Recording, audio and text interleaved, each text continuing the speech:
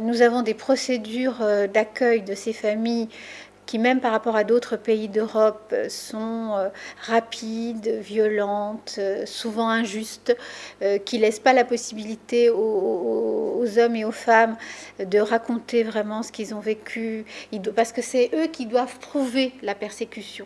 C'est eux qui doivent prouver que s'ils étaient restés dans leur pays, ils seraient morts, ou leurs enfants seraient morts, ou il serait passé des choses graves, ou ils auraient été en prison de manière injuste, ou des choses comme ça.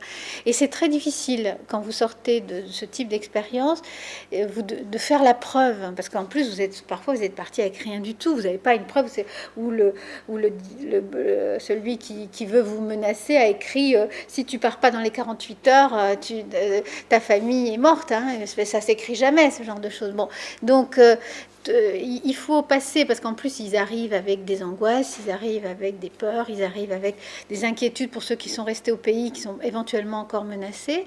Et en fait, ils doivent en très peu de temps se concentrer sur le fait qu'ils doivent prouver, faire la preuve, et en général on veut des preuves matérielles, parce que c'est pas seulement la parole qui suffit, donc faire la preuve que vous étiez vraiment en danger. Et donc, c'est pas évident du tout. Souvent, la majorité sont recalés, quoi. On leur dit, ben non, vous pouvez pas rester. Et donc, ils se retrouvent, on leur dit ça, ils se retrouvent sans papier.